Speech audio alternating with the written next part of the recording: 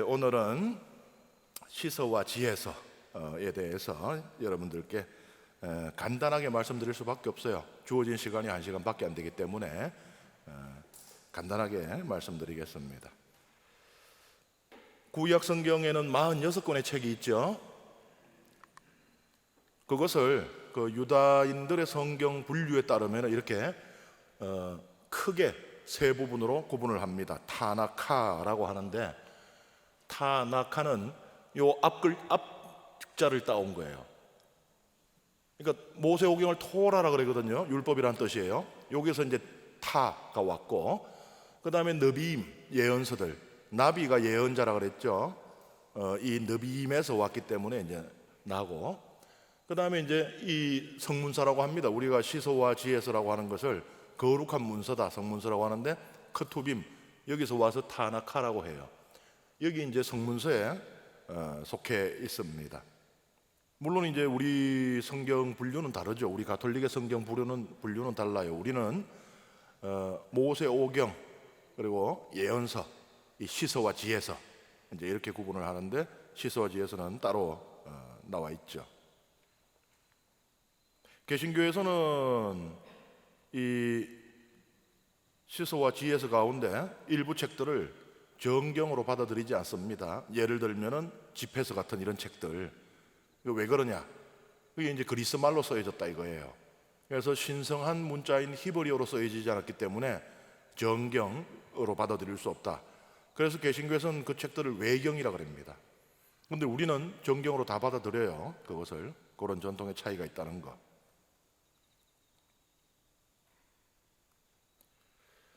지혜라는 말은 히브리어로 요거 호크마라 그래요. 개신교 신자들은 잘 압니다.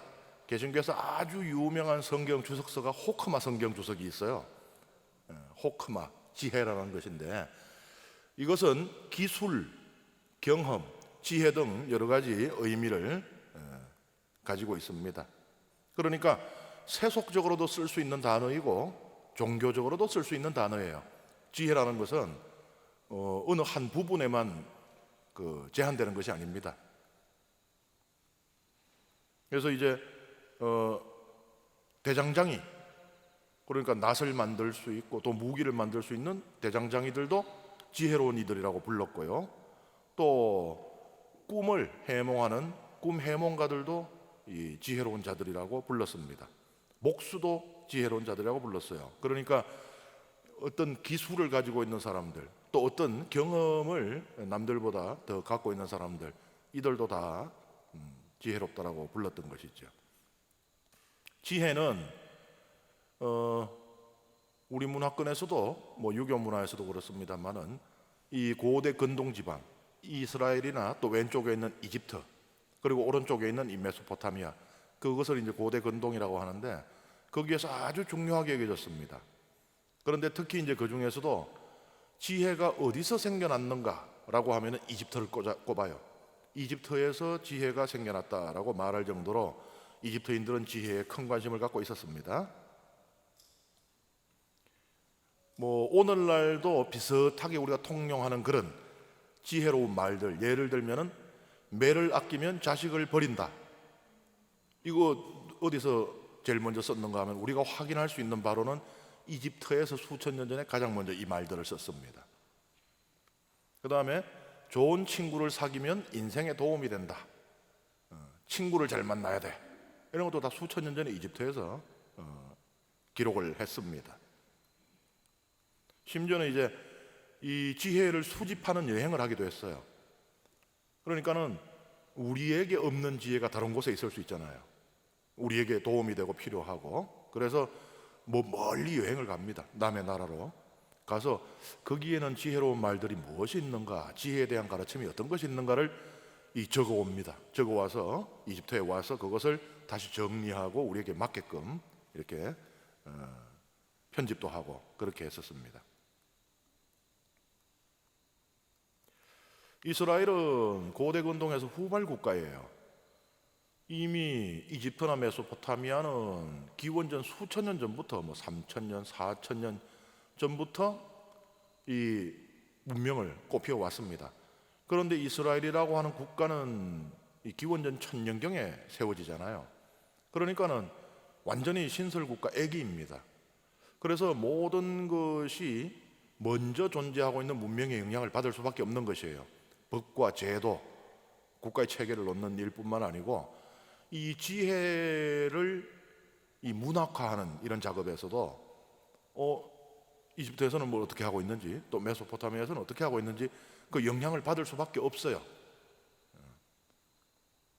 그래서 이제 그런 것들이 성경에도 흔적들이 드러나는데, 예를 들면은 이 잠언 22장 같은 경우는 이 아메네모페의 교훈이라고 하는 이집트의 지혜 문학, 이 이집트 말로 기록이 되어 있는 거거든요.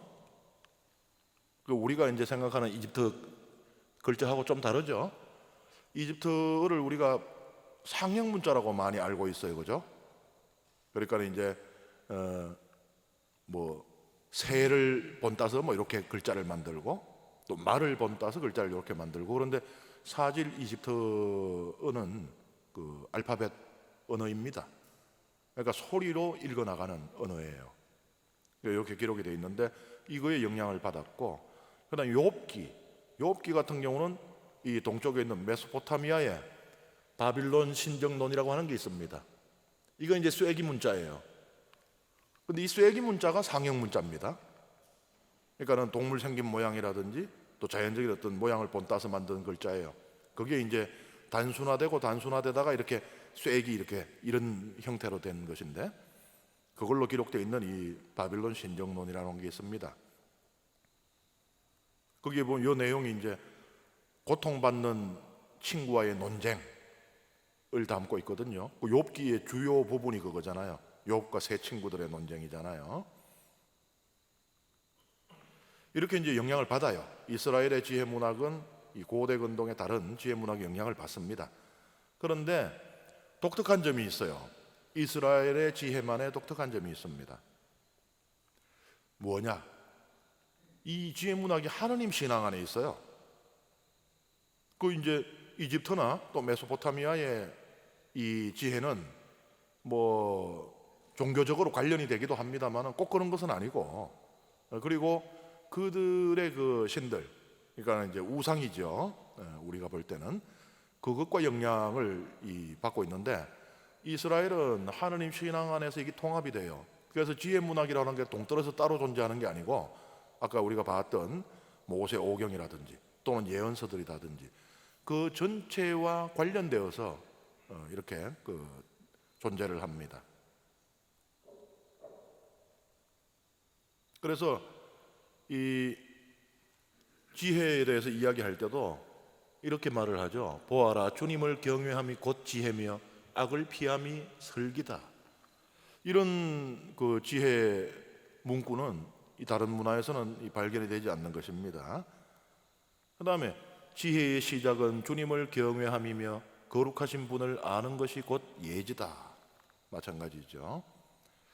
이러한 깨달음을 통해서 이스라엘 백성은 하느님을 호크모트라고 불렀어요. 아까 호크마가 지혜라 그랬죠.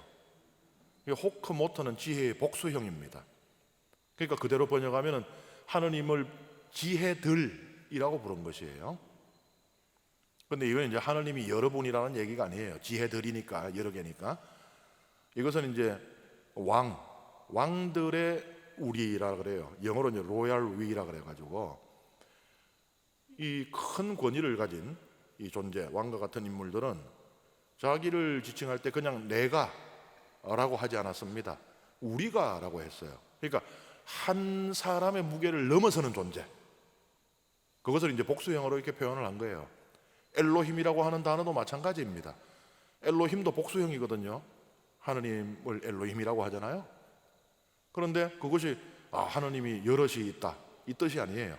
로얄 위와 같이 그 큰 권위, 그것을 이제 드러내는 표현입니다. 그래서 이 하느님을 부르는 호크모트를 지혜들로 번역하는 것보다는 지혜님으로 번역하는 것이 더 적절합니다. 이스라엘의 이 지혜 문학의 원천은 세 가지로 볼 수 있어요. 첫 번째는 가정입니다. 부모가 지혜의 첫 번째 서성이에요. 자녀들이 부모에게 지혜를 배우기 시작을 합니다. 무엇을 가르치는가? 주로 자녀들에게 무엇을 가르쳐요? 뭐 수학 가르치고 그래요? 그건 못 가르쳐요. 애들한테 도로 배워야 돼요. 사람의 도리, 그 다음에 인생을 살아가는 데 필요한 처세에 관한 것, 이런 것들을 부모들에게 배우는 것이에요. 친구들하고 싸우지 말고 사이좋게 지내라든가, 중간에만 서라, 튀지 말고 중간에만 서라, 이런 거 다 처세에 관한 거잖아요. 그리고 약한 친구를 보면은 괴롭히지 말고 도와줘라, 사람의 도리에 관한 것이잖아요. 이런 것들을 부모에게 배웁니다. 특히 잠언하고 집회서를 보면은 가정 안에서 아버지와 어머니가 자녀들에게 지혜를 가르치는 부분이 많이 나옵니다. 예를 들어서 잠언 4장 1절에서 2절에 보면은 아버지가 이렇게 말해요. 아들들아, 아버지의 교훈을 들어라. 귀를 기울여 예지를 얻어라. 내가 너희에게 유익한 지침을 주었으니 내 가르침을 저버리지 마라. 그러니까 가정 안에서 이루어지던 이 지혜의 전수, 그것을 드러내고 있는 겁니다. 첫 번째 이스라엘의 지혜의 원천은 가정이에요. 두 번째는 왕실입니다. 그리고 그 왕실에 속한 율법학자들이 지혜의 원천이에요. 그러니까 가정에서 이제 이루어지는 이 생겨나고 또 이 전수되는 지혜는 이 개인적인 차원, 민간 차원이에요. 그냥 알아서 그냥 생겨나고 발전해 나갑니다. 그런데 지혜라고 하는 것이 체계화되고 지혜 문학이라고 하는 것이 생길 수 있게 되는 것은 이 왕실이 개입을 하기 때문에 그래요. 왕실이 우리 백성에게 이게 아주 중요한 것이구나, 이게 필요한 것이구나, 우리나라에 생각을 하면서부터 왕실이 개입을 하기 시작합니다. 그래서 이제 임금들이 지혜를 만들기도 하고 모으기도 해요. 물론 혼자 다 하는 거 아니에요. 밑에 신하들 시키고 율법학자들 시키고 서기관들 시키고 이렇게 합니다. 그런 것을 모아서 정리하고 일관성 있게 구성을 하고 하는 이런 작업들이 이루어져요. 이스라엘에서 대표적으로 지혜에 큰 관심을 갖고 있었고 또 지혜를 발전시킨 임금은 단연코 솔로몬입니다. 그래서 이제 성경에서는 솔로몬 임금이 지혜로운 임금이요 지혜의 서성이다, 이렇게 나오는 것이에요. 솔로몬의 지혜는 동방의 모든 그러니까 메소포타미아의 모든 이들보다 뛰어났고 서쪽에 있는 이집트의 모든 현인들보다도 더 지혜로웠다라고 열왕기는 상고는 기록을 하고 있습니다. 솔로몬 판결 이야기 아시죠? 그거 우리가 읽었으니까 하지, 만약에 내가 그 상황이었다고 생각을 해봐요. 옛날에 DNA 검사도 없잖아요. 둘이 서로 자기 얘기라고 우기는데 가려낼 방법이 있겠습니까? 어떻게 DNA 검사도 없고, 진짜 그거 난감한 일이에요. 근데 그걸 가려내잖아요. 솔로몬의 지혜가 대단한 겁니다.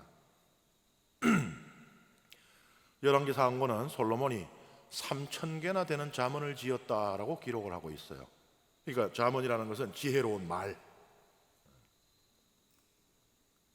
그러니까 이제 이런 기록들은 왕실이 지혜를 생성하고 또 수집하고 편집하고 보급하는 데 중요한 역할을 했음을 알려주고 있습니다.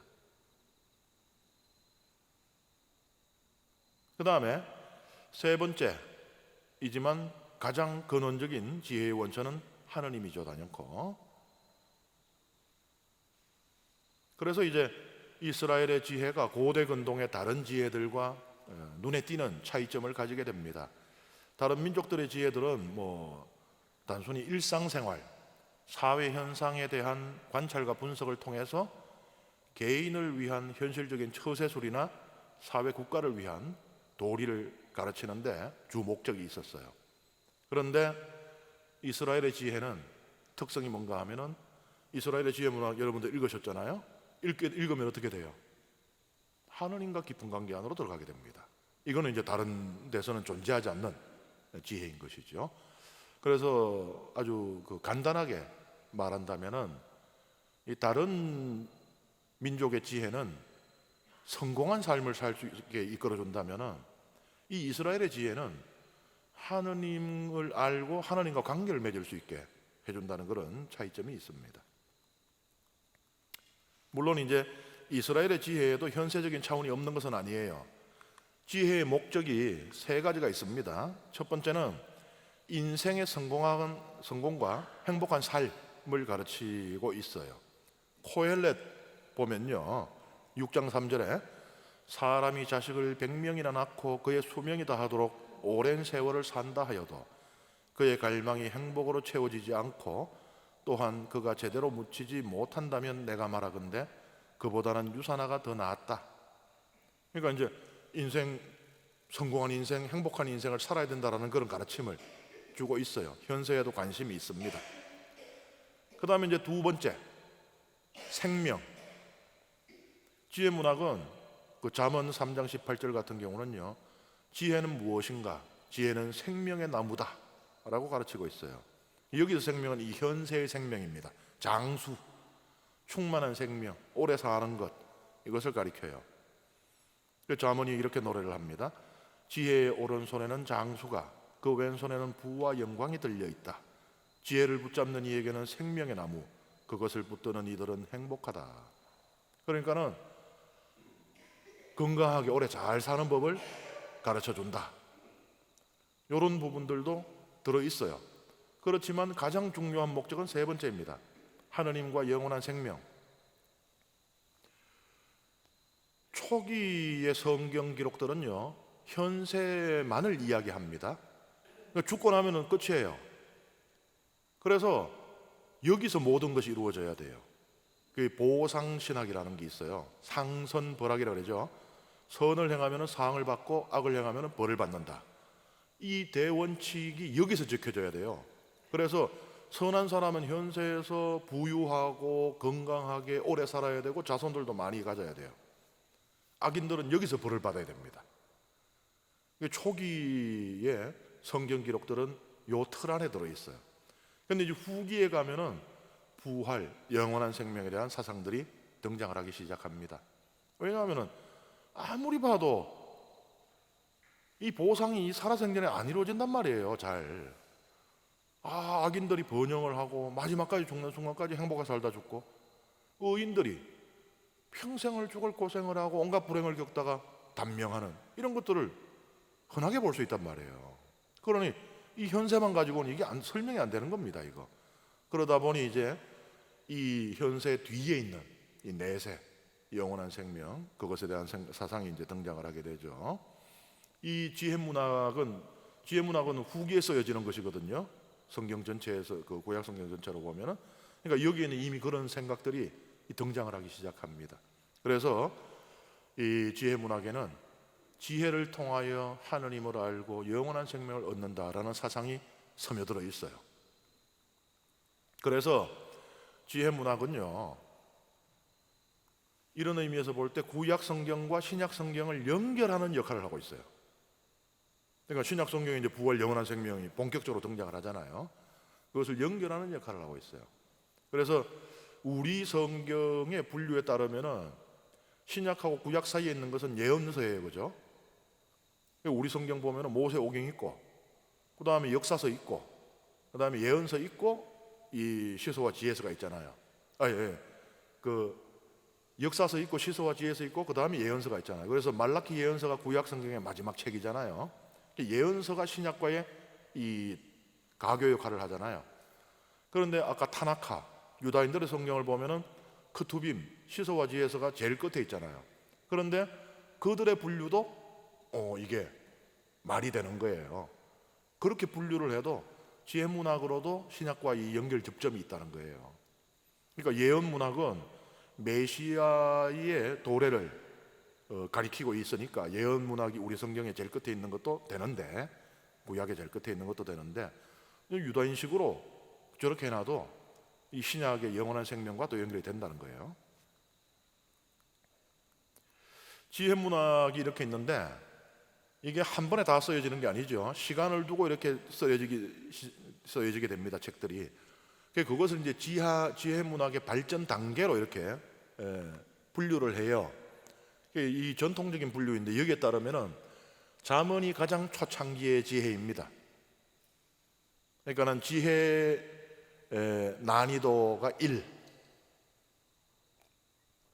그 다음에 욥기와 코헬렛, 요게 지혜 난이도 2. 그리고 이제 가장 성숙된 지혜가 들어있는 것이 집회서와 지혜서다라고 이렇게 분류를 해요. 이것은 뭐 사실은 이제 지필연대에 따른 분류입니다. 그런데 이게 말이 맞기도 하고 아니기도 한 것이, 뒤에 쓰여지는 것은 앞에 쓰인 것보다 더 뛰어날 확률이 크죠. 왜냐하면 앞에 쓰여진 책들을 다 읽고, 예를 들어서 제가 논문을 쓰면은 저보다 먼저 논문 쓴 사람들이 논문을 다 읽습니다. 읽고 이런 것은 훌륭한 부분이 있구나. 그런데 이런 데는 또 이게 한계가 있네. 이런 것들을 메워가면서 써나가니까 상대적으로 제 이전에 있는 논문보다는 제 논문이 더 뛰어날 가능성이 높아요. 하지만 꼭 그런 것은 아닙니다. 우리가 고전이라는 것을 지금 읽잖아요. 그러니까 시간이 많이 흐르고 그 이후에 많은 책들이 쓰여졌지만은 아직도 그만한 책을 찾기 어려운 그런, 말하자면 명작들이 있잖아요. 그래서 지필연대에 따라서 이렇게 구분을 했는데, 그러니까 뒤에 써여진 것이 반드시 앞에 써여진 것보다 더 뛰어난 지혜를 담고 있는 책일 수가 있겠는가? 꼭 그렇진 않아요. 그럴 확률이 높긴 하지만. 그리고 저는 개인적으로 제가 박사 논문을 욥기를 가지고 썼잖아요. 그래서 제가 욥기 연구한 바에 따르면은 욥기야말로 지혜 문학의 정점이다. 지혜 문학의 백미다. 그래서 저는 이 발전 단계에 대한 전통적인 이 관점에 동의하지 않습니다. 이따가 좀 보시면 알아요. 욥기가 얼마나 고도의 그 지혜를 다루고 있는지. 어떻게 보면은 그 욥기 그 가치를 알아볼 수 있는 눈이 없었기 때문에 그냥 중간 단계의 그런 책이다라고 했다라고 저는 생각을 합니다. 이 시서와 지혜서 이제 하나씩 보면은, 먼저 시편. 시라고 하는 것은 구약의 주요 문학 양식 가운데 하나입니다. 시편이 150편이 있는데 시편에만 시가 들어있는 것은 아니에요. 구약의 곳곳에 보면 시들이 있습니다. 그런데 이제 이것은 오직 시만을 이제 모아놓은 책이라서 시편이라는 이름으로 따로 부릅니다. 오랜 세월 동안에 써진 시들을 모아놓은 거예요. 뭐 대략적으로 약 800년에 걸쳐 써진 시들, 그 약 800년 동안의 이 시들을 모아놓은 것으로 봅니다. 여기 이제 보면은 시편이 여러 이제 종류가 있어요. 탄원 시편, 부르짖는 거죠. 하나님께 부르짖는 거. 그 다음에 청원 시편, 하나님께 도움을 청하는 것입니다. 감사 시편, 하나님께 감사하는 것이죠. 그 다음에 할렐루야 시편이라고 하는데 찬양하는 시편, 하나님을 찬양하는 것입니다. 할렐루야가 야가 하나님이거든요. 하나님을 찬양하여라 라는 말이에요. 그 다음에 메시아 시편이 있어요. 예수 그리스도를 예언하고 있는 시편들이 있습니다. 메시아 시편이 있어요. 그 중에 제일 많은 것은 뭐냐? 탄원 시편이 제일 많아요. 한 4분의 1 이상이 탄원 시편입니다. 그러니까 참 부르짖을 게 많은 거예요. 어떻게 보면은 우리가 하나님한테 감사할 때가 많습니까? 하나님한테 불평하고 원망할 때가 많습니까? 그렇죠? 사람 똑같아요. 수천 년 전에 신앙인들도 마찬가지였던 거예요. 살다 보면은 뭐 감사한 것보다는 자꾸 아쉬운 소리가 많이 나오는 게요. 그게 사람이에요. 시편은 5부분으로 나누어집니다. 이것은 이제 이 편집, 그러니까 말씀드렸잖아요. 이게 한 800년에 걸쳐서 쓰여진 시들을 갖다 모아서 편집해 놓은 거라고. 그 편집의 이렇게 단위들로 이렇게 나누는 게 시편을 150편인데 150편이 한 권인데 이것을 시편 1, 2, 3, 4, 5권으로 다시 나누는 겁니다. 그래서 보면은 그 성경 Q&A에 어떤 분이 그런 질문을 하셨던데, 시편이 보면은 여기까지가 다윗이 노래한 것이다 해가 끝나는 건데 그 뒤에 보니까 또 다윗이 또 노래를 하고 있어요. 이거 어떻게 된 거냐 이거. 그러니까는 그 한 권이 끝난 거예요. 그 한 권의 편집 안에서는 다윗이 노래를 끝냈습니다. 그런데 이제 다른 권 편집하다 보니까 다윗의 시편이 있는데 이거 빠뜨리기 아까워요. 또 집어넣은 거예요 거기다가. 그래서 편집 때문에 그러한 발생하는 특성들이다. 그 다음에 이 시편을 보면은 우리말 성경 시편 읽다 보면 이렇게 시편 번호가 있는데 옆에 괄로 해가지고 또 번호 들어가 있고 이런 게 있어요. 이게 뭐냐 묻는 분도 그 질문도 있었어요. 히브리 성경하고 70인역. 그러니까 우리한테 중요한 성경에 역본이 많아요. 뭐 시리아어로 된 거, kopt어로 된 거, 뭐 라틴어로 된 거 많습니다. 그런데 성서학적으로 가장 중요한 두 개의 본은 이 히브리어로 된 이 성경하고 그리스어로 된 70인역이라는 이 두 개거든요. 그래서 이 두 개는 뭐 거의 필수적으로 우리가 함께 봐야 되는 것인데 여기에 보면은 시편 번호가 다르게 나와요. 히브리어 성경하고 70인역. 예를 들면은 히브리어 성경의 시편 9편하고 시편 두 개거든요. 요거를 70인역 성경은 하나로 묶어놨어요. 그리고 또 이 116편 같은 경우는 히브리어 성경의 시편이 하나거든요. 근데 요거를 70인역은 114, 115 이렇게 이제 두 개로 쪼개놨어요. 어쨌든 둘 다 150편이 맞긴 맞아요. 그런데 이쪽은 한 개인 것이 여기는 두 개로 쪼개져 있고 또 반대로 여기에서 두 개인 것이 이쪽에는 하나로 통합해놨고 이런 차이가 있어요. 우리 성경은 제가 말씀드렸죠. 이 히브리어 성경하고 70인역은 두 개를 같이 봐야 된다. 빠뜨릴 수가 없다. 그래서 친절하게 히브리어 성경은 이제 메인으로 이렇게 시편 번호를 써놓고 괄로 안에는 70인역 성경에는 요게 몇 편으로 돼 있다. 이렇게 넣어놓은 거예요. 그게 너무 과도하게 친절하니까 우리 신자들은 그 친절이 부담돼가지고 이게 뭔 소리야 이거 왜 괄로 해놓고 그러니까는 너무 과하게 친절해서 그랬죠.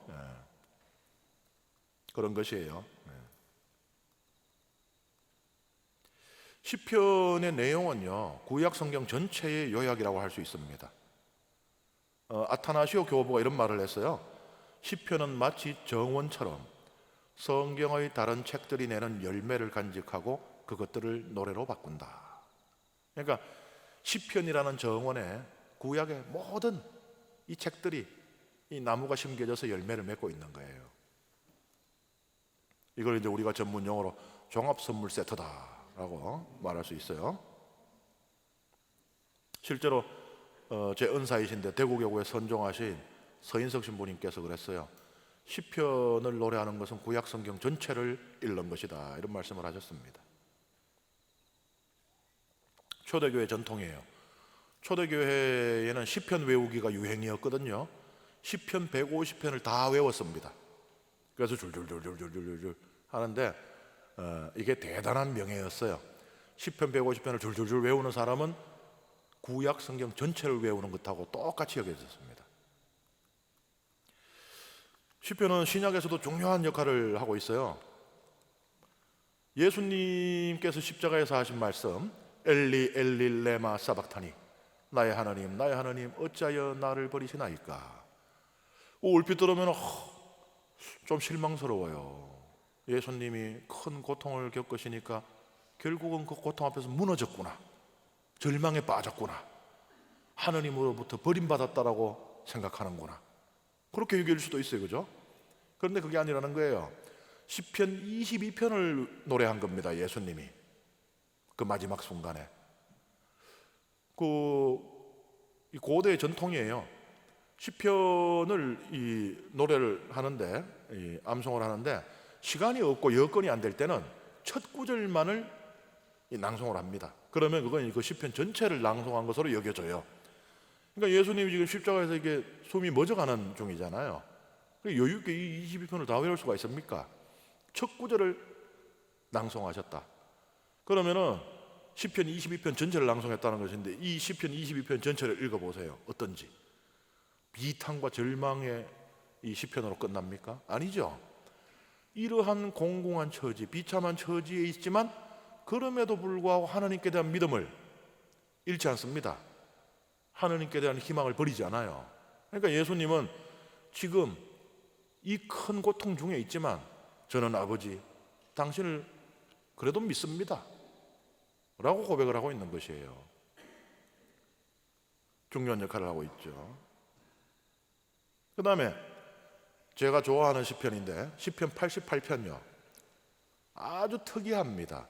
탄원 시편인데요, 대부분의 탄원 시편은 이 하나님께 부르짖고 원망도 하고 불평도 하고 하더라도 끝날 때는 하나님께 대한 믿음을 고백하면서 끝나요. 22편처럼. 근데 이 88편은 이제 성서학에서 성경 전체에서 가장 어두운 부분이라고 그렇게 표현을 하는데 끝까지요 그냥 절망을 부르짖으면서 끝납니다. 희망이 없어요. 그런데 어떻게 보면은 그러면 저게 기도가 되나? 저게 성경에 들어가 있어도 되나? 하는데 살다 보니까 이 88편 바치고 싶을 때가 있더라고요. 아니 그냥 내 입에서 지금 희망에 찬 소리가 안 나와요. 그래도 잘 되겠지, 하나님께서 도와주시겠지, 그 소리가 도저히 안 나올 때가 있어요. 그럼 뭐 기도도 안 되는 거예요. 하기 싫은 거예요. 할 수가 없는 거예요. 그런데 그때 읽을 수 있는 유일한 시편이 있어요. 88편. 지금 딱 내 마음하고 똑같아요. 근데 뭐예요? 이걸 읽으면서 어쨌든 나는 지금 기도를 하고 있잖아요. 이 시편 저자와 함께 절망의 부르짖음을 토로하면서 하나님을 향해 있잖아요. 이게 중요한 겁니다. 죽겠다 하는 사람한테 야야 그래도 네가 신앙인인데 신앙으로 잘 받아들이. 아이고 참 염장지르는 것도 아주 그냥 니야 잘해라. 내 입장 안 돼봤으니까 그런 소리가 술술 나오지. 그렇다고 신앙을 버릴 수 있나요? 그래서 성경 안에는 특별 서비스가 들어있는 것이에요. 그럴 때도 기도를 할 수 있다. 시편 88편을 읽으면 됩니다. 뭐 거짓된 위로, 가식적인 신앙 고백 이런 거 안 해도 돼요. 그냥 죽을 지경입니다만 해도 기도가 되는 것이에요. 정경 안에 들어있잖아요. 우리가 이것을 기도할 정당한 권리가 있다고 말하고 있잖아요. 그래서 저는 성경이 좋아요. 성경은요 척하질 않아요. 그것 때문에 어떤 사람들은 성경은 뭐 그 안에 보면 이 음란 마귀 같은 것도 있고 막 잔인하고 죽이고 전쟁하고 빼앗고 그냥 성경이 거룩한 말씀 이래도 되는가 싶은 게, 아니 우리 인생이 그런데, 우리 역사가 그런데, 우리 삶이 그런데 거기 다 들어있잖아요. 성경은 척하지 않아요. 그래서 성경을 읽는 게 저는 좋습니다. 정말 진리를 찾아 나가는 맛이 나요. 성경 읽다가 무슨 뭐 공자왈 맹자왈 하고 뭐 이러면은 뭐랄까 좀 가식적이라고 할까? 저거 분명히 지 손으로 밥 한 끼 안 해 먹어본 사람이 저런 거 썼을 것 같은 막 그런 생각도 들고 이래요. 성경은 정말 우리의 삶을 그대로 투영하고 있는 그런 책이어서 좋습니다. 그 다음에 아가는 이제 우아한 노래다 이런 뜻이에요.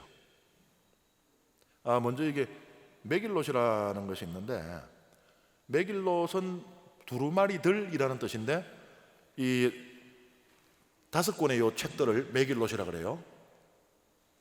요걸 이제 우리가 축제 오경이라고 하는데 이스라엘의 중요한 축제들, 절기들의 요 성경들을 읽었어요. 그래서 축제 때 읽는 축제 오경. 유다인들은 5라는 숫자를 참 좋아한다니까요. 그래서 모세 오경, 이거는 또 축제 오경 이제 이런 식으로. 그 중에 이제 아가가 들어있는데 그 메길롯을 이렇게 따로 묶어서 팔아요. 축제 5경만 따로 묶어서 팔아요. 여기 이제 아가가 들어있는데 아가서는 한때 우리 교회에서 독서가 금지되어 있었습니다. 아가서 읽어봤으니까 알 거 아니에요. 이거 성경이라고 말 안 해주면 이게 딱 연애소설이지. 어떻게 이 거룩한 교회에서 저런 외설적인 책을 읽을 수가 있는가. 교회에서 독서가 금지됐었습니다. 아가서에 하느님이라는 단어가 한 번도 등장하지 않아요. 놀랍죠? 정경 안에 있는데 특별한 신앙적인 주제도 드러나지 않습니다. 그러니까 남녀간의 그냥 연애 소설. 1장 2절 시작하자마자 대뜸 난감해요. 우리 신학생 때 이 밥 먹기 전에 그 한 사람이 앞에서 성경 말씀을 이렇게 봉독을 하고 식사를 하거든요. 근데 재수 없으면 이 아가서 걸리면 이거 골 아파요. 학장 신부님부터가 전부 다 앉아 있는데 부제님들하고 밥 먹으려고 딱 앉아 있는데 눈 감고 딱 있는데 앞에서 이래 읽는 거예요. 제발 그이가 내게 입 맞추어 주었으면. 1장 2절입니다. 이거 기가 막히죠. 그러니까는 이 보수적인 교회에서 이 독서를 금했는 게 이해가 되죠. 그런데 이제 이 아가서에 대한 해석이 발전을 하고, 그래서 아가서에서의 어떤 신학적인 의미들에 대한 발전이 이루어지고, 또 이 성 자체에 대한 교회 인식이 발전하면서 이 미사 전례 안으로 들어올 수가 있게 되었어요. 우리가 이제 아가서를 해석할 때 아가서에서 이제 남녀가 누구를 상징하느냐? 하느님과 이스라엘, 그 다음에 하느님과 교회, 그리고 또 그리스도와 인류, 그리고 혹은 성모님과 성령 사이의 관계를 상징한다라고 여러 가지로 해석을 합니다. 지금도 이 해석들이 계속 발전해 나가고 있어요. 그런데 그럼에도 불구하고 또 남녀 간의 사랑을 노래하고 있는 것도 맞습니다. 그러니까 이 남녀 간의 사랑을 소중하게 보고 있는 것이에요. 그냥 남녀 간의 사랑이 종족 보존, 이 번영을 위한 그 도구가 아니고 사랑 그 자체가 중요한 가치를 가진다라고 보고 있습니다. 그리고 이제 이 아가서를 다른 성경 구절에 대한 주석서로 보는 경우가 있어요. 뭐냐? 창세기 2장에 보면은 하느님께서 아담에게 하와를 만들어서 주셨을 때 아담이 하와를 처음 보고 뭐라 그래요? 이야말로 내 뼈에서 나온 뼈요 내 살에서 나온 살이로구나 라고 환호하죠. 요 구절에 대한 주석서가 아가서다 라고 보기도 합니다. 총 8장으로 이루어진 짧은 책인데 이 안에서 그러니까는 남녀 간의 사랑, 또 하느님과 우리의 사이의 그 사랑, 이것을 이렇게 노래하고 있다고 볼 수가 있습니다.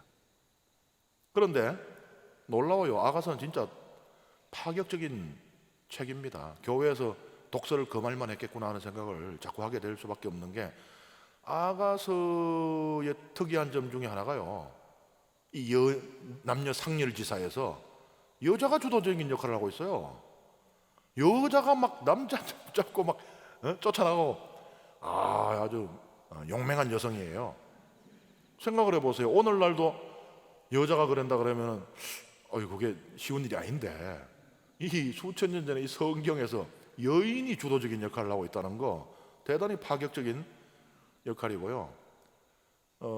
철저한 가부장제 사회였던 이 이스라엘에서 여성이 당당히 자신의 사랑을 노래하고 있다는 이게 정말 하느님의 영감이 아니고서는 이게 있을 수가 없는 일이에요. 대부분 머리 빡빡 깎여가지고 광에 갇히든지 했지 벌써. 이게 성경의 정경로로까지 들어왔다는 것이 정말 하느님의 영감 없이 수천 년 전에 여인이 세상에 대놓고 나는 사랑을 노래하노라 가능키나 합니까? 그 다음에 잠언 잠언의 한자로 이제 잠자는 바늘이에요. 바늘. 이게 바늘과 같은 말씀입니다. 바늘로 찌르면 아프잖아요. 따끔따끔하게 정신 똑바로 차리. 따끔한 교훈을 주는 책이다, 이런 의미예요. 그런데 이제 히브리어로는 이제 마샬이라 그러는데, 마샬은 비교하다예요.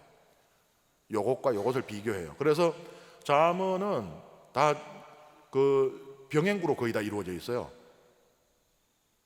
그러니까 이제 두 개의 행을 이렇게 병렬로 연결을 해서 이 비교하는 겁니다.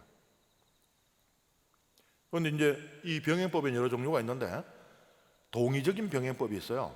그러니까 비슷한 소리를 두 번 반복함으로써 강조합니다.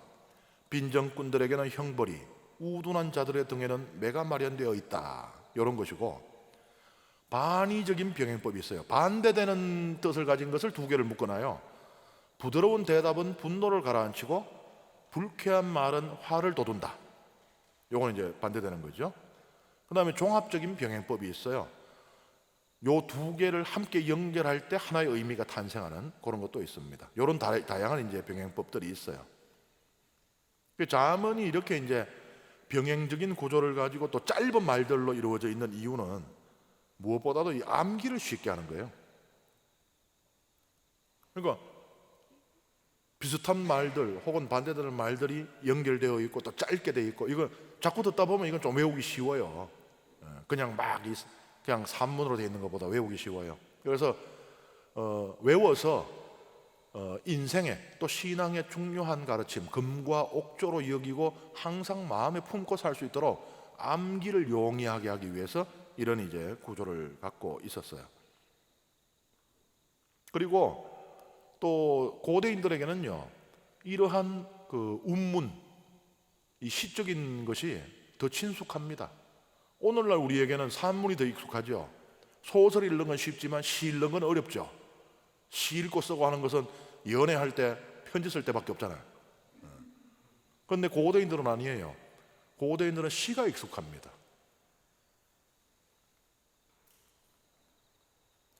이 잠언의 목적은 1장 2절에서 6절에 잘 나와 있는데요, 지혜와 교훈은 터득하고 정직함을 얻으며 현명을 베풀기 위한 것이다, 이렇게 목적이 나와 있습니다. 그리고 이제 7절에서는 지혜의 권한은 하나님을 경외하는 것이다 라고 기록하고 있습니다. 수백 개 잠언이 여기 기록되어 있는데, 신앙을 위해서 또 세상 삶을 살아가는 데 필요한 그런 지혜들이 담겨 있습니다. 여기 보면은 뭐 성공한 삶, 재물, 겸손, 부모와 자녀 관계, 남편과 아내의 관계, 친구와 이웃에 대한 태도 등에 대한 가르침도 주고 있습니다. 그래서 잠언을 읽으면은 우리가 현실적인 이 삶을 살아가는 데 있어서 또 우리 교회 공동체 내에서 관계를 맺는 데도 도움이 됩니다. 그 다음에 이제 코헬렛, 과거에는 전도서라고 그랬죠. 전도서.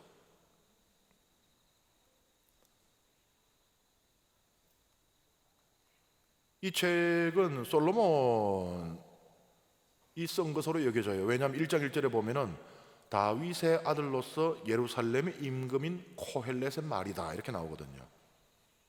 그러니까 이제 다윗의 아들인데 예루살렘 임금은 한 사람밖에 없잖아요. 솔로몬이거든요.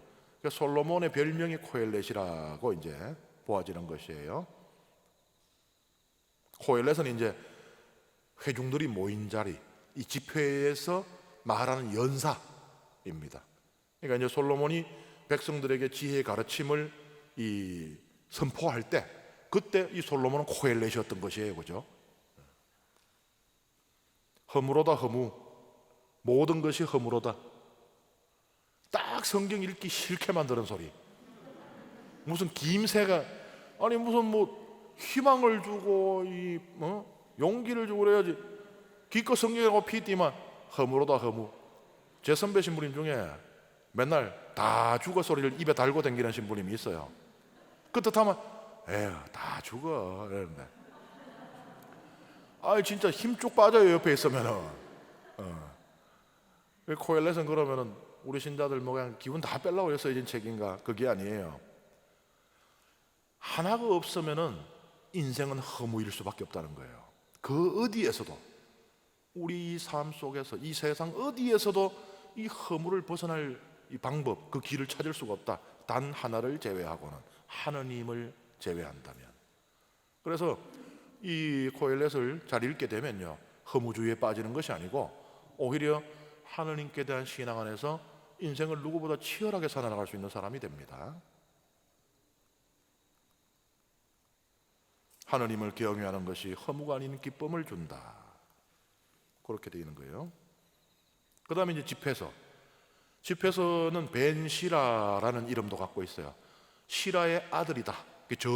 저자인데 저자의 이름이 책 제목으로 불립니다. 이 책은 사실은 우리는 이제 익숙하진 않아요, 그죠? 집회서라는 책에. 그런데 이것은 굉장히 우리가 좀 어떤 면에서 익숙해요. 유명한 말들이 여기서 많이 나왔거든요. 그래서 많이 인용들이 됐거든요. 탈무드에도 자주 인용되었고 중세 문학에도 많이 인용이 됩니다. 뭐 예를 들면은 하늘 아래 새로운 것이 없다, 뭐 이런 거 많이 들어봤잖아요, 그죠? 이런 말씀들 집회서에서 나오는 거예요. 그러니까 이제 집회서가 그런 거였어 하는 거 있죠. 왜 우리가 왜 클래식 뭐 아세요 이러면은 아유 나는 그런 거 몰라요 하는데, 들어본 게 텔레비 CF 광고송으로 내가 많이 들어본 거라. 알고 보면은 아는 노래다. 집회서 그렇습니다. 알고 보면 아는 책입니다. 여기에도 보면은 다양한 주제를 다루고 있는데요. 우정, 자선, 자녀 교육, 여성과 아내, 의학과 질병, 부와 가난, 종을 다루는 법, 잔치와 식탁 예절, 이스라엘 역사, 제의, 율법, 창조, 인간의 자유, 죽음, 이런 다양한 주제들을 다루고 있어요. 그러니까 우리가 이제 집회서를 이렇게 읽으려고 하면 좀 어렵다라고 느껴지는 것이 이 방대한 주제들을 담고 있기 때문에 그렇습니다. 그런데 집회서에서 가장 중요한 거 하나만 기억하면 돼요. 세상 만물의 창조주, 유일한 존재, 영원한 분은 하느님밖에 없다. 그것이 집회서에 가장 깊숙이 있는 이 근원적인 가르침입니다. 인간은 그 하느님과 비교되는 존재, 인간은 유한한 존재. 그러면서 이제 이 하느님, 영원하고 유일한 이 하느님을 섬기는 길은 율법을 실천하는 것이다. 그러니까 이 지혜 문학은 또 율법 모세오경하고 연결이 됩니다. 그래서 이제 집회서의 가르침에 따르면요, 모세오경 율법 안에 지혜가 담겨 있거나 혹은 지혜와 율법은 동등한 것이다, 이렇게 볼 수 있습니다. 그 다음에 이제 지혜서, 지혜 문학 가운데서 가장 늦게 쓰여진 것으로 보입니다. 솔로몬의 지혜라는 이름도 가지고 있어요. 이것은 이제 이 안에 뭐 솔로몬 임금이 등장하고 그래서 그런 게 아니고, 원래 이제 옛날에는 뭐 글 쓰고 할 때 권위를 빌리는 게 유행이었어요. 이게 표절이 아니었습니다, 옛날에는. 그래서 우리 신약 성경에도 보면 서간들 중에서도 보면은 바오로 서간이라고 우리가 부르는 것들 있죠. 그 중에서 적잖은 것이 바오로 사도가 직접 쓴 게 아니에요. 하지만 바오로 서간이라고 하는 거예요. 이게 바오로 사도의 권위를 빌리는 거죠. 이것도 마찬가지로 솔로몬 임금, 지혜의 스승이라고 불린 솔로몬 임금의 권위를 빌리고 있습니다. 이 지혜서의 이제 대표적인 특징이 영혼 불멸, 부활 사상의 등장입니다. 그러니까 지혜서는 말하는 거예요. 비록 이 세상에서 의인들이 고통 중에 살다 요절하고 악인들은 복을 누리며 장수하는 것처럼 보이지만 인과응보는 반드시 따른다. 그 지혜서 5장 15, 16절에 이렇게 말해요. 의인들은 영원히 산다. 주님께서 그들에게 보상하시고 지극히 높으신 분께서 그들을 보살피신다. 그러므로 그들은 주님의 손에서 영화로운 왕관을 받고 아름다운 머리띠를 받을 것이다. 그러니까 영원한 생명, 영원 불멸, 부활, 이런 사상들이 이제 본격적으로 등장을 하기 시작합니다. 그 다음에 이제 제가 아껴놨어요. 제일 마지막에 욥기. 어쩔 수 없어요. 욥기에는요 장르가 여러 개가 등장을 해요. 욥기 읽어보시면은 사실은 다 느끼게 돼 있어요. 눈치채게 돼 있어요. 예를 들어서 욥기의 첫 부분에 그 이야기 있잖아요. 하느님하고 사탄하고 막 내기하고 그러는 이야기, 그거하고 욥하고 친구들이 논쟁 벌이는 거하고 문학 양식이 다르다는 거 대부분 느껴지죠. 하나는 이야기고 하나는 대화잖아요. 다르잖아요. 그 다음에 욥기 28장 시잖아요. 시. 문학 양식이 다르죠.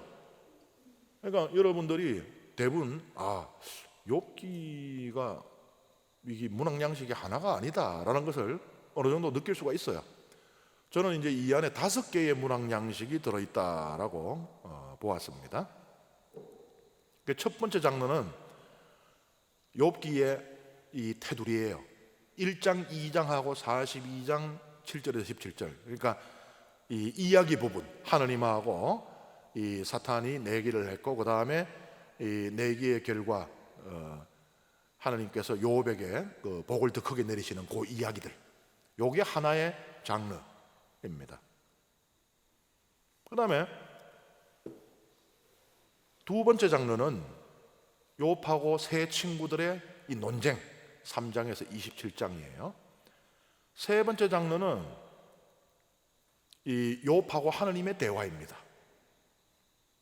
네 번째 장르는 엘리후라고 하는 이 네 번째 친구가 뜬금없이 등장을 해요. 그러놓고는 혼자 막 독백을 늘어나요. 누구하고 대화하는 것도 아니고 혼자 막 주저리 내가 참다 내가 도저히 못 참아가 내가 등장했다 하면서 주저리 32장부터 37장까지 엄청 길게 말을 해요. 그 다음에 28장 아까 말씀드렸지만 이 시편 있죠. 이 5개의 장르가 있어요. 근데 이 장르마다 말하는 게 틀립니다. 첫 번째 장르에는요 고통이 어디서 오는가? 의로움에 대한 시험이다라고 말하고 있어요. 욥이 왜 고통을 받게 됩니까? 사탄이 시험해 보십시오. 당신께서 그렇게 막 복을 갖다가 몰아주게 하고 퍼부어 주지 않아도 욥이 과연 그렇게 당신을 신실하게 섬기겠습니까? 의롭게 살겠습니까? 시험해 보십시오. 그러니까 의로움에 대한 시험으로 고통이 존재한다라고 말을 합니다. 이건 다 우리 그 성경 안에 있던 또 우리 교회 안에 있던 사상 가운데 하나예요. 왜 저 사람 의로운데 왜 저 사람 고통받지? 할 때 그의 의로움에 대한 시험이다라는 대답들이 있어 왔어요. 그 다음에 두 번째는요 무고한 고통이 존재할 수 있다라고 말하고 있습니다. 두 번째 장르는. 그래서 정말 그냥 아무 이유 없이 억울하게 고통받는 사람이 있을 수 있다. 그리고 그 책임은 하느님께 있다. 하느님은 왜 그런 일을 하시는가? 하느님은 이제 우리가 윤리적이다 하면은 반대말로는 뭐 어떻게 표현을 해요? 비윤리적이다 뭐 이렇게 하잖아요. 근데 비윤리적이라는 얘기는 부정적이잖아요, 그죠? 그러니까 악하다 이런 의미잖아요. 근데 사실은 윤리적이지 않다는 것이 꼭 악하다는 게 아니에요. 이제 이게 우리말로는 이게 진짜 헷갈려. 비면 아닐 비짠데 윤리적이 아닐 뿐인데 외국말로는 이게 구분이 되는데요. 그 임모랄, 아모랄 이렇게 해가지고 구분이 돼요. 그러니까 하나는 반윤리적인 겁니다. 윤리적인 게 있어요. 반윤리적인 게 있어요. 그 다음에 비윤리적인 게 있습니다. 말하자면 윤리적으로 재단할 수 없는, 윤리적으로 평가할 수 없는 그런 것이에요. 우리 이제 비윤리적이라면은 어떻게 보면 이 두 개를 다 포함할 수 있는 안일 비자니까 그냥. 하지만 주로 이제 비윤리적이라는 반윤리적이라는 뜻으로 우리가 이해를 하지만 여기서 중요한 거는 하느님이 비윤리적이라는 거예요. 그러니까 하느님은 우리의 선악의 기준으로 우리가 판단할 수 있는 분이 아니라는 겁니다. 그러니까 우리의 도덕 안에 가둘 수 있는 분이 아니라는 거예요. 우리가 볼 때 하느님 이거는 악한 일이잖아요. 하느님께 감히 우리가 따질 수 없다는 겁니다. 하느님은 말하자면 윤리를 초월한 존재라는 겁니다. 비윤리적.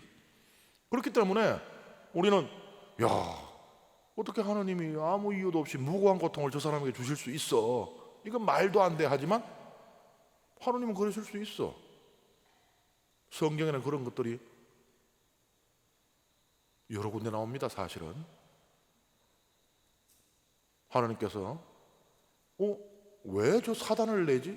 왜 파라오의 마음을 완고하게 하시고, 왜 사울의 마음속에 악한 영을 넣으시고, 왜 다윗에게 악한 영을 넣어서 인고조살에 죄를 짓게 만들고, 아니 하나님 왜 니네베에서 아주까리를 막 자라게 했다가는 멀쩡하게 잘 자라고 했다가 싹 말라 죽이쁘고, 우리 인간의 윤리로는 악해 보이죠. 하나님은 그러면 안 되는데, 근데 하나님은 윤리를 초월한 존재라는 겁니다. 그리고 이것은 하나님과 욥의 대화 안에 보면은 나오죠. 욥은 묻잖아요. 하나님, 당신이 왜 이런 악한 일을 하셨습니까? 저는 의로운데 왜 저에게 이런 무고한 고통을 주셨습니까? 라고 했더니 하나님께서 알았어, 내가 대답할게 해놓고는 내가 뭐 이래가지고 사실 그 고통을 줬고 그래요? 네가 하늘에 우박 창고를 본 적이 있느냐? 번개가 지나가는 통로를 본 적이 있느냐? 하고는 하느님도 막 길게 말씀을 하세요. 그런데 참 잔인하게도 이 욥이 대답을 할 수 없는 것만 골라서 물어. 모르는 것만 골라서 물어. 저는 여러분들에게 뭐 강론 때 이렇게 질문할 때 다 맞출 수 있는 걸 내가 묻잖아. 이 못 맞추는 거를 물으면 어떡하란 말이야 이거. 근데 그게 뭘 의미합니까? 네가 나를 판단할 수 있느냐라는 이야기예요. 네가 감히 나에게 하느님 이것은 옳지 않습니다라고 할 수 있는 존재냐라는 거예요. 너는 내 뜻이 어디에 있는지 알지도 못하지 않느냐? 내가 이 세상을 어떤 계획으로 만들었는지, 이 세상을 어떻게 움직이고 있는지 넌 알지 못하지 않느냐? 네가 가진 요만한 굴레에서 그 소위 도덕이라는 거, 너의 기준. 사실 그렇죠. 도덕은요 문화마다 다르고요 시대마다 다릅니다. 민족, 인종마다 다르고, 그래서 어디에서는 선한 일이 어디에서는 악한 일이 되기도 하고요, 어디에서는 덕을 베푸는 일이 다른 데서는 추한 일이 되기도 해요. 뭐 예를 들어서 어떤 민족은 귀한 손님이 오면 자기 아내를 내어주어서 대접하는 그런 관습이 있었다지만은 그거 지금 여기서 그래 봐요. 이거 그래서만 오해됐겠어. 우리 회장님 머리카락 한 가닥도 안 남아있을 거야 지금. 담배도 옛날에는 미덕이었어요. 담배 한 가지 나눠 피우고 군가도 있어요. 근데 요새는 아니죠. 그 뭐 좋은 거라고 그게 권하고 말이야. 시대에 따라 다르고 땅에 따라 다르고요. 그러니까 도대체 어떤 도덕이라는 거예요. 어떤 도덕으로 감히 하나님을 판단하고 하나님을 가두겠다는 거예요. 일리 있죠. 그래서 무고한 고통이 있고 그 무고한 고통은 하나님께서 초윤리적인 비윤리적인 존재이기 때문에 존재한다는 겁니다. 그리고 이제 이 시편 장르는요, 우리는 알 수 없다. 고통이 어디서 오는지 왜 오는지 우리는 알 수 없다. 그것을 말하고 있어요. 부처가 그 고통의 문제를 해결하고자 돌을 닦다가 부처가 됐잖아요.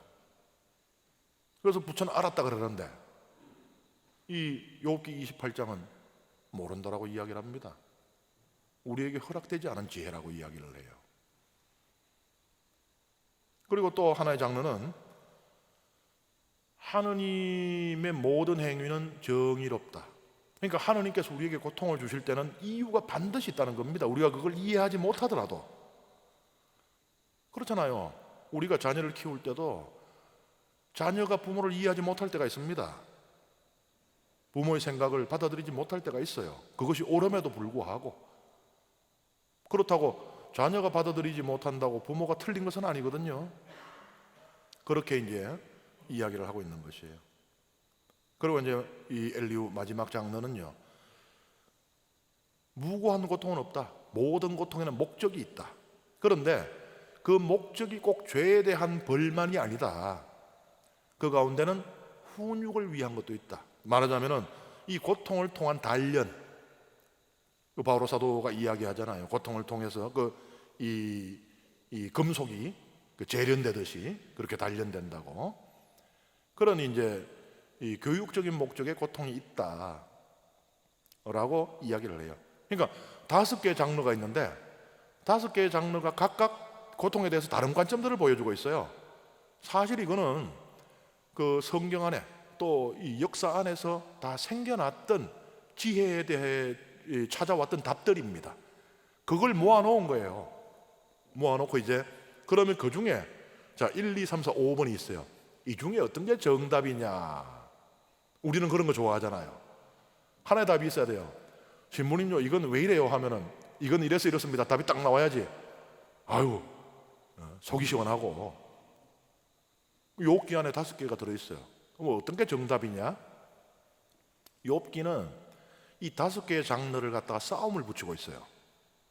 이것을 이제 그 문학적으로 제가 다 분석을 했습니다. 욥기에. 그래서 논문이 이만큼 두꺼워진 거예요. 이 분석의 결과는요, 이 5개의 장르는 끝까지 서로 팽팽히 맞서고 있어요. 그러니까는 1번이 2번한테 듣고 보이 네가 더 옳다, 내가 졌다 하질 않아요. 5개가 끝까지 팽팽히 맞섭니다. 이제 그것을 제가 일일이 다 설명을 지금 드릴 수가 없고요. 예를 들어서 우리가 보통 이렇게 읽다 보면은 결론 부분이 이제 그 중요하다고 생각을 하잖아요. 이게 답이다. 그러면 결론 부분이면 이제 그 이야기 장르잖아요, 그죠? 거기 보면은 믿음은 고통은 이 의로움에 대한 시험으로 주어지는 것이고, 그것이 그 시험을 잘 겪고 나면은 더 큰 복을 받는다. 이것을 우리가 욥기가 말하고자 하는 것은 그거다. 내가 지금 나 죄 안 졌는데 나에게 이런 고통이 주어지네 해도 하나님께 대한 믿음을 저버리지 말고 의로움을 간직하면은 더 큰 복을 받으리라. 는 것을 욥기의 결론으로 보통 많이 읽을 거예요, 그죠? 우리가 책 읽을 때 보통 보면 결론이 중요하니까. 그런데 그렇습니까? 무고한 고통 잘 참아내니까 복이 더 크게 없디까? 잘 참아내니까 더 세게 때리잖아. 이 잘 맞는구나 이거 이러면서. 그 결론이 아니에요. 결론이 아니라고 욥기 스스로가 밝히고 있습니다. 결론이 뭐라고 돼 있어요? 욥의 가축들이 2배가 되고 막 자녀들이 10명이 죽었는데 10명이 새로 태어나고 막 딸내미들은 전 세계에서 제일 아름답고 막 축제 분위기 같죠?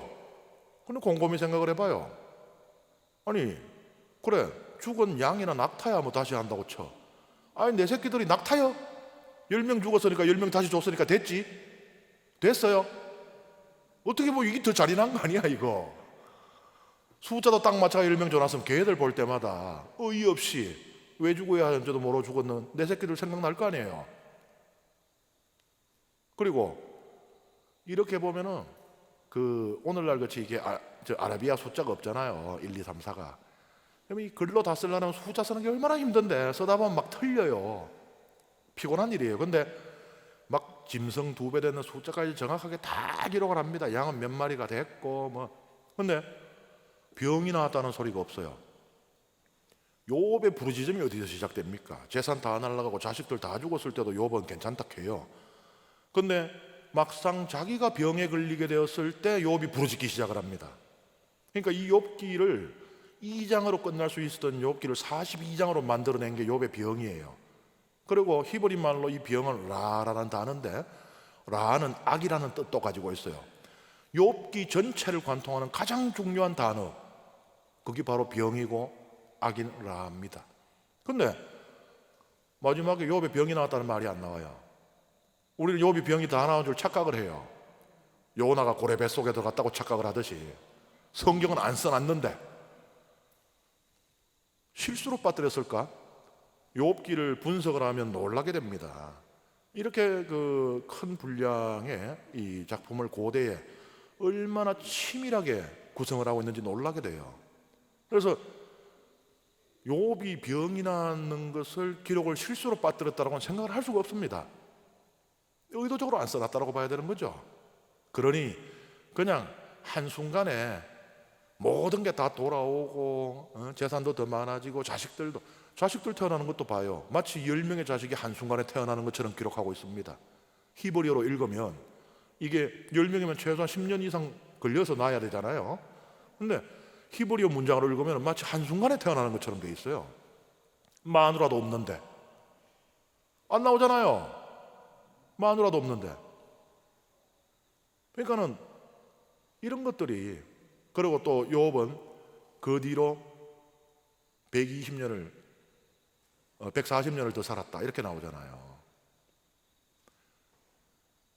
그러니까 이게 또 축복이 아니고, 욥이 지금 병도 안 났는데, 그리고 재물의 허무함은 이미 알았잖아요. 그 많던 재산이 한순간에 다 사라졌었잖아요. 그러면은 지금 2배로 주신다고 해도 이제는 2배 받았으니까 괜찮겠지? 아니 이미 내가 겪어본 게 있는데, 재물의 허무함, 무상함을 깨달아 버렸는데 2배로 주어지는 재물이 과연 욥에게 축복일 수가 있을까요? 이거 이따가도 한순간에 없어질 수 있는 건데 그걸 알아버렸는데, 트라우마가 생겼는데, 그 상황에서 140년을 산다. 시편에 인생 70 권력이 좋아요 80이라 하잖아요.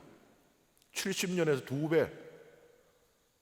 그러니까는 재물도 2배고 수명도 2배인데 이게 그러면 행복이에요? 고통의 연장일 수 있잖아요.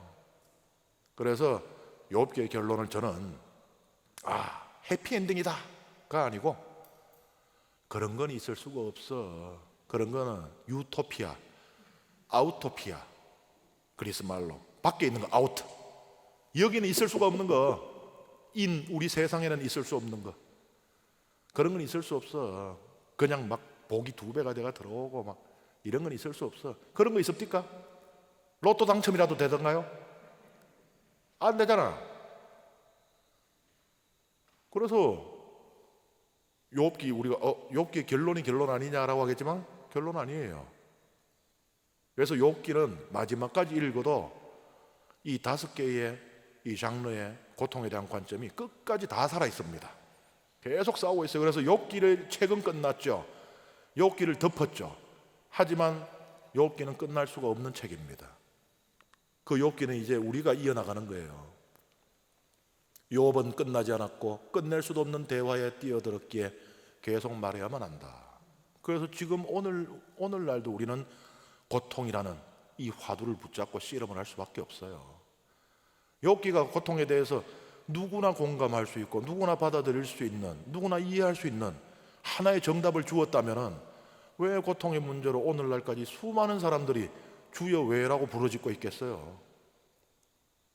그런 답은 종말 때까지 없습니다. 우리는 이 고통이라고 하는 문제를 피할 수도 없고 피해서도 안 되기 때문에 우리의 마지막까지 붙잡고 씨름하면서 살아갈 수밖에 없어요. 그리고 그 자체가 의미가 있습니다. 그것이 우리를 살게 하고 있고, 어쨌든 그것이 우리를 하나님께 의지하게 하고 있잖아요. 그래서 고통에 대한 답이 주어지지 않다고 해도 우리는 절망할 필요가 없습니다. 이 고통이라는 문제와 맞서 싸울 수 있는 이 힘이 우리에게 있고 그것을 가능케 하시는 분이 있기 때문에, 그래서 저는 이렇게 말씀드리고 싶어요. 욥기는 고통에 대한 답을 주는 책이 아니라 고통과 함께 살아갈 수 있도록 도와주는 책이다.